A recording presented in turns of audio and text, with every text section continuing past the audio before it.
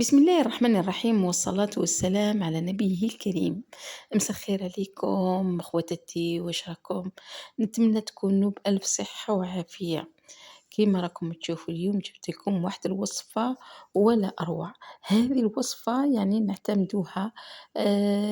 في خاصة في شهر رمضان وبلا رمضان، بمعنى أنها عندها واحد المذاق رهيب جدا، وزيد بزيادة أنها ما تحتاج ماهيش مكلفة. يعني هي أشياء بسيطة، حبة بطاطا وحبة باذنجان نديرو مع بعض واحد الطبق ولا أربعة، بمعنى بسيط جدًا للغاية. هنا كيما راكم تشوفوا على حسب مقادير أو على حسب أفراد العائلة. جبت كيما هنايا راني جبت 3 حبات تاع باذنجان يعني والقليل من البطاطا وحتى هكذاك 4 حبات ولا. إذا نحكمهم هنا نقشرهم. في حقيقة الأمر أنا معتادة، بمعنى أني نخلي فيه هذا الباذنجان القشر، لكن هنا القشرة نتاعو، لكن هنا نحتاجو بلا قشرة نتاعو. إذًا نحكموه كامل كيما راكم تشوفوا هنا، خاصة هذا على فكرة هذا الإيكونومي هذا، يعني هايل هايل، هو يسرع لنا هكا في التنقية خاصةً تاع الخضرة. يعني وأيضًا اقتصادي، ما يهردلكمش الحبة تاع البطاطا ولا الحبة تاع الباذنجان ولا، ينقيها لكم بطريقة عادية. المهم كيما راكم تشوفوا هنايا بعد اللي نحكموا هذه الخضرة نتاعنا كامل، كيما قلت لكم نحتاجوا في هذه الوصفة الباذنجان. والباذنجان الأغلبية تاع يعني تاع الأطفال تاوعنا ولا ما يبغوش هذه الخضروات. إذا عندي هنا نص يعني هايلة هايلة. هنا نحكموا نديروا هذا الباذنجان وما يفيقوش ولادنا باللي دايرين فيه هذه الخضرة. l'essentiel كيما راكم تشوفوا أمامكم راني دايرة هذا تاع رمضان الكريم، يعني لفرحتي به. ل المهم أنه رمضان إن شاء الله يا ربي، إن شاء الله يا ربي يدخّله لينا بالصحة والهنا يا رب العالمين، لا فاقدين ولا مفقودين. وكيما راكم تشوفوا بمعنى أنه إحنا كي نمدّوا هذه يعني هذا الطرق هكذا ولا الوصفات ولا غير باش نحفزوا هكذا بعضياتنا فقط، وإحنا برمضان ولا بلا رمضان رانا ناكلوا فيه، واللي كتبها ربي كحية هي الصح، والصح كامل والصحيح هي في الصحة تاع الإنسان. والحاجة اللي قدّمها الربي سبحانه وتعالى اللي يتقرّب بها الربي يعني هي الطاعة. وهذا بمعنى كي نديروا هذه الوصفات ولا هنا باش أصلًا هنا كيما قُلت لكم سابقًا نحفزوا بعضياتنا، وباش أيضًا نديروا لوليداتنا يعني لأزواجنا يعني لأفراد الأسرة نتاعنا، باش هكذا يقدروا يصوموا، يقدروا بمعنى كي يجوا مش يظلوا صايمين، حتى حنا كي ندخلوا للمطبخ ولا رانا مأجورين على هذا يعني هذا الأمور اللي رانا نديروها. هِمّة لا كما قُلت لكم سابقًا، ما علينا غير نتحزموا إحنا برمضان ولا بلا رمضان. إحنا مطيبين، مطيبين، مطيبين. وبالعكس في رمضان ممكن نقصانا لينا نكونوا نطيبوا، في عوض نطيبوا هكذا وجبتين ولا الفطور ولا الغدا والعشا، نولوا نطيبوا فقط غير نديروا غير عند الفطور. l'essentiel لهذا السبب لازم هنا نديرو ماشي شرط أنه ننوّعوا الطابلة ونديروا فيها مَلذ وطَّعْم وننساو باللي كتبها لنا ربي ولا العبادة اللي نقوموا بها مع ربي سبحانه. الصح والصحيح هي يعني الحاجة اللي نديروها اللي يرضى من خلالها علينا ربي. ومن جهة أخرى بمعنى أنه لأبداننا علينا حق، لازم حنايا أيضًا باش نكونوا أقوياء ونقدروا نأدّوا العبادة نتاعنا كما ينبغي وكذا، وأفراد الأسرة نتاعنا لازم نوفّروا لهم أيضًا ماشي يضل صايم ومن بعد فينالمون هنا كي تحطي الطاولة، بمعنى ما يقدرش واحد كيما قال لك هو يفوّتها بأشياء بسيطة. ماشي شرط لازم يكون عندك الدجاج بزاف ولا يكون عندك اللحم بزاف، يعني يعني بالقليل ويفوت. وشهر رمضان مثله مثل الشهور الأخرى، لكن هو شهر مقدس من حيث العبادة. وما إحنا رانا عام 12 شهر رانا ناكلوا يعني نفطروا ونتعشاو بيه مسكين ولا بلا بيه. وكما راكم تلاحظوا أنه رمضان يدخل بخير، ونهار اللي يروح بيوم ما قبل تشوفوا البركة يعني تترفع سبحان الله. المهم نرجعوا للوصفة نتاعنا هنا. من بعد اللي قطعته هكذا بشكل طولي، جبت هذه المقلة العجيبة كما راكم تشوفوها راهي شوية محروقة، أنه هنا استعملت لافيت من المفروض على بالكم في الديبي ما كنتش نعرف استعملتها حكيت بها المقلاة هذه العجيبة، إذًا كي شغل بقات هكذا نوعًا ما دي بلاك هكذا كي شغل خسرتها هي كيما الحجرة، لازم دايمًا نستعملوا لي لافيت هاذوك اللي رطبين، ماشي هاذوك اللي يجوا شوية خشان. المهم درت هنا زيت زيتون، أنا الحاجة الوحيدة أني أغلب الأكل نتاعي وأصلًا عفوًا صحّي، ما كاش كيما زيت الزيتون، هنايا درت ولا كيما البعض يقولوا لها في الدول العربية يقولوا لها زيت المائدة ولا عفوًا زيت العود، هنايا ندير هذاك الباذنجان وراني دايراه بكيف مانيش مكثرة النار، ودرت هاذيك الزيت هكذا غير بدات شتا تسخن، رميت فيها حطيت فيها هذا الباذنجان وعطيت لها رشة من الملح، وعلاش هكذا نقلوه لخاطرش ماشي نقلوه كي شغل نحمصو فيه فقط لا، هنايا وحتى ولو كانت الزيت فيه ماهيش مضرة، أنها هذه زيت زيتون بالعكس هي صحية وباذنجان وزيت زيتون، يعني ما كاش ولا أروع ولا ألذ من هذا الطعم. المهم نبداو هكذا نقلبوا فيه باه يعطينا الgoût ما نديروش مباشرة مفور، ممكن يجي الgoût تاعو صامت، بصح كي ديروه بهذه الطريقة يجي بنين الغدا تاعنا وما يجيش صامت. ومن جهة واحدة أخرى جبت هاذوك الحبيبات تاع البطة اللي شفتهم سابقًا قطعتهم دي غوندال باش يعطونا هنا حنا درتهم في المقلاة العجيبة يعطونا هذاك الشكل، حتى ولو إنه من بعد هذاك الشكل ما يبانش، بصح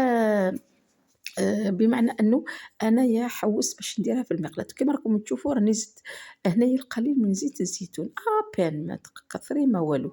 هكذا يعني وهي حاجة سهلة مهلة مع هذا الغلاء اللي راه تاع المعيشة، كيما راكم تشوفوا لازم واحد هكذا يعني ما نكثروا على رواحنا ما والو، كيما قُلت لكم غير بأمور بسيطة جدًا ونقدروا نديروا أطباق وبلا دجاج وبلا لحم، قادرة ديري طبق أطباق متنوعة وألذ ما يكون وتكون صحية. أنا جبت الviande hachée قليل هنا ماهوش بزاف،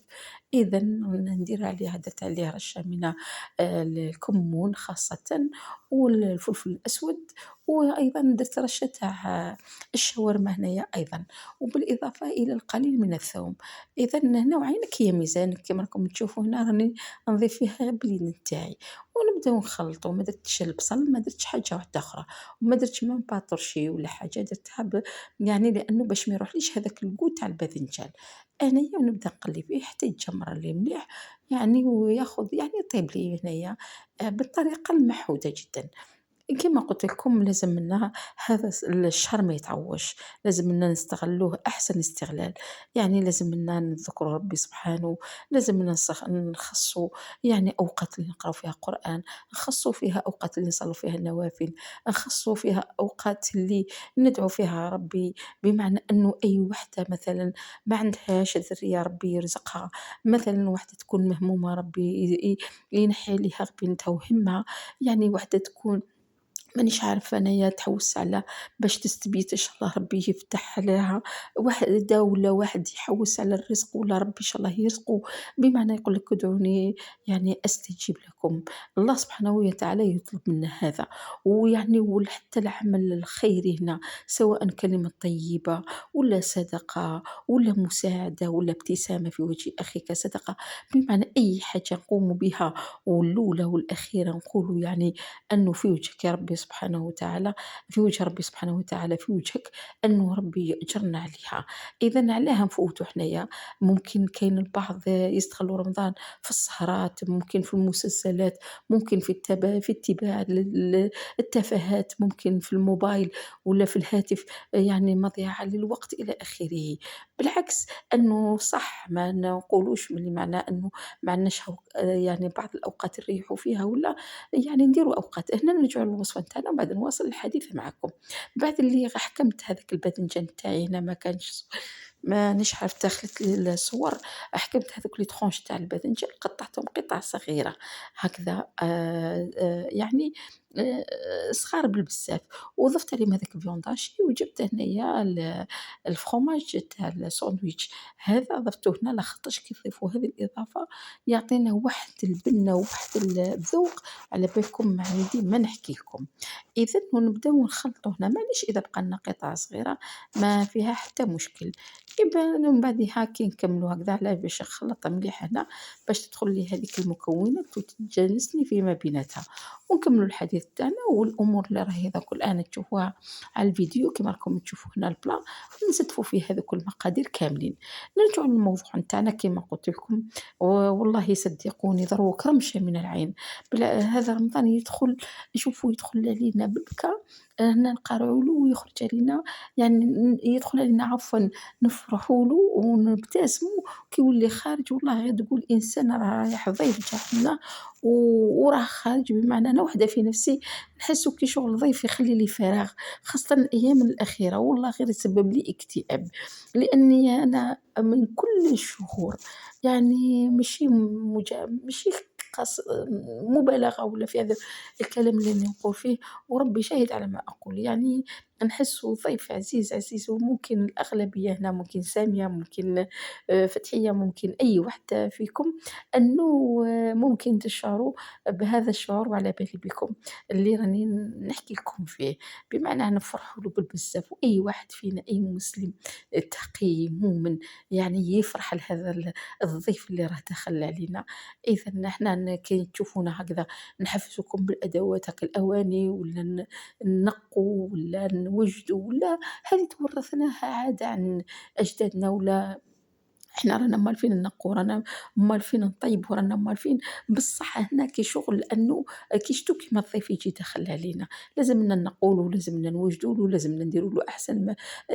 كل ما الحاجة اللي هي لازم نقدموها اللي تكون مليحة نقدموها لهذا الضيف، هذه هي رمضان بهذه الطريقة. بصح حاجة زيادة هنايا في رمضان أنه لازم نستغلوه أيضًا في العبادة، لأنه العبادة هي أولًا وأخيرًا، لا دخل علينا رمضان وخرج علينا رمضان وما درنا والو كي شغل خلاص ما عندنا ما نزيدو، لأنه اليوم رانا هنا وغدوة ما راناش هنا، إذا وعلى بالكم رانا تغمضي عين وتحلي عين إذا إلا ضستي الوقت هكذا فات، لهذا السبب لازمنا يا ربي شتا نقولوا ربي قوينا إن شاء الله على الصيام نتاعو، على قيام فيه وعلى قراءة القرآن فيه وعلى الذكر فيه وعلى الصدقة فيه، واللي بغات كيما قلت لكم أي حاجة يعني دايمًا عندنا دعوات نخصوها لهذا الشهر لِمَ لا، والله صدقوني ما يجي يلحق عليك الشهر الموالي أو العام الموالي إلا إذا كان أو كان هناك بمعنى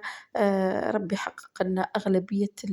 يعني الدعوات اللي رانا نطلبوها، وإن شاء الله شكون كيمانا يا ربي، إن شاء الله يا ربي يتقبل منا صلاتنا ويتقبل منا صيامنا ويتقبل منا العبادة نتاعنا ويرزقنا باش نزوروا الحاجة اللي نطلبوها منه وقولوا آمين ارفعوا أيديكم جميعًا أنه ربي يلحقنا كضيوف على بيته يعني يعني عاجلًا وليس آجلًا يا رب العالمين، اللهم آمين. كما راكم تشوفوا هنايا هذه الوصفة هنا نحتاج أيضًا درت كمية من الحليب تقريبًا نصف كأس ولا هكذاك حاول يعينك يا ميزانك، ودرت 2 حبات تاع بيض ودرت شوية قليل من الفرماج، ومن بعديها ندير كامل على الواجهة، ومن بعد نرابي فوقه أيضًا الفرماج ونديرو في الفوق كل شي راه هادي ما يديناش بزاف الطياب. كيما قلت لكم حباباتي يعني إن شاء الله نحفزوا بعضياتنا، إذا ونوجهوا بعضياتنا، ولا كنا دايرين أخطاء وشكون اللي ما دارش أخطاء جل من لا يخطئ وربي غفور رحيم، فبالتالي الآن حنا نرفعوا يدينا ونطلبوا من ربي إن شاء الله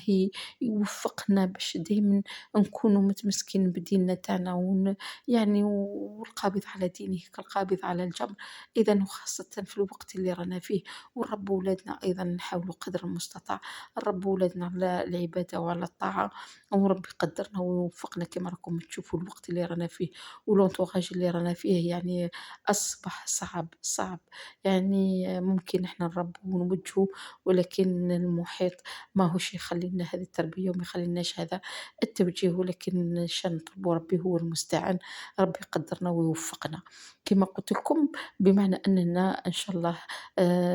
نستغلوا هذا يعني هذا الشهر بالعبادة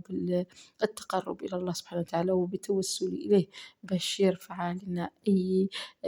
أمر إن شاء الله ما يكونش مليح، ويوفقنا للأمور، يجعلنا مفاتيح الخير ومغاليق الشر. إذا حيثما حللنا وحيثما توجهنا وحيثما كنا، إذا نسعى إلى فعل الخير وإلى التوجيه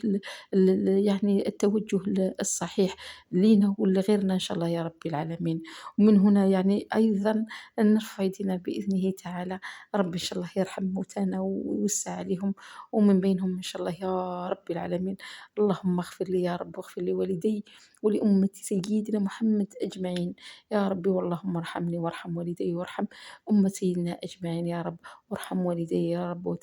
يعني ومتعهم يا ربي، وارزقهم جنات الفردوس يعني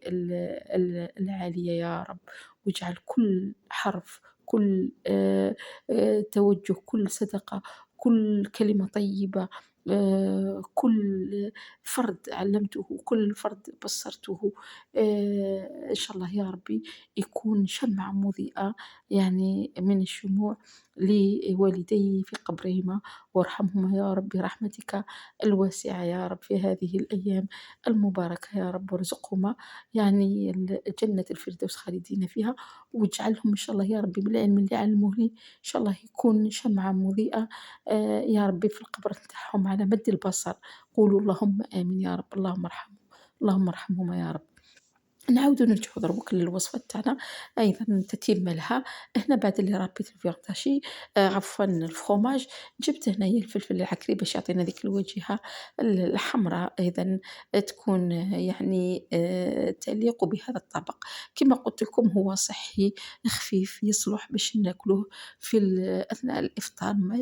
ما يقهمش، ما فيش الزيت، بمعنى حتى الزيت اللي فيه هي زيت يعني طبيعية مفيدة صحيًا. كاين فيه الباذنجان، كاين فيه الفخوماج، يعني كاين فيه الviande hachée، يعني الحليب، يعني كي راكم تشوفوا هنايا ماشي نطيبوا لأجل باش نطيبوا، لازم أيضًا الحوايج اللي رانا نديروهم لازم يكونوا أيضًا صحيين، ويكونوا مفيدين، ويكونوا يقوونا على نهار تاع الصيام، ولا نهار العادي عادي جدًا. أنا كيما راكم تشوفوا بعد اللي وجد لي راكم يعني ولا أروع، بمعنى ذيك الريحة اللي راهي تعبق في المكان. إذا هنا كيما راكم تلاحظوا نقطعوا يعني نقطع لكم morceau من هذا يعني ولا قطعة عفوا. إذا تشوفوا يعني روعة هذا الطبق يعني هو خفيف جدًا. إذًا وما زالت إن شاء الله بإذن الله هناك أطباق أخرى إن شاء الله ربي يقدرنا. كما راكم تعرفوا الوقت دائمًا يداهمنا الغالب. راني بعض الأحيان يعني يلحق ليا شهر باش ندير فيديو، بصح ما لظروف يعني العمل كما راكم تعرفوا، والتصوير وكذا يعني يدي لنا الوقت بزاف، ماشي تشوفوا هكذا تحسبوا أمور بسيطة جدًا. فيديو واحد يراك إننا نعاودوه شحال من مرة بلا ما نديرو المونتاج هاذيك راكم فاهمين. هنا بعد اللي يجهز لي هذاك الطبق، شوفوا هنا واحد الريحة ما عندي ما نحكي لكم، وواحد القومة عندي ما نحكي لكم، بمعنى ها هي ما هي تديش بزاف، 3 حبات باذنجان ولا 4 حبات بطاطا، وتضيفي لهم بمعنى هذاك الviande hachée والفرomاج، ها راكي درت ان بلا يعني ممكن يشد لي حتى ليومين كيما راكم تلاحظوا لهنايا. إذًا شاهدكم في الجنة حباباتي، والمهم ما تنساونيش بالدعم، ما تنساونيش باللايك، ما تنساونيش بالبارطاج، بمعنى إذا راكم باغيين باش ندير لكم فيديوهات يعني وأطباق تشهي في هذا رمضان، خفيفة ظريفة، بلا زوخ بلا فوخ بلا تصنع، بدون تكلف، بأن بالطريقة الطبيعية يعني ندخل على قلب كل يعني سيدة بيت، منزل، متواضعة، يعني كيفكم، يعني نتقاسموا هذه الأمور مع بعض،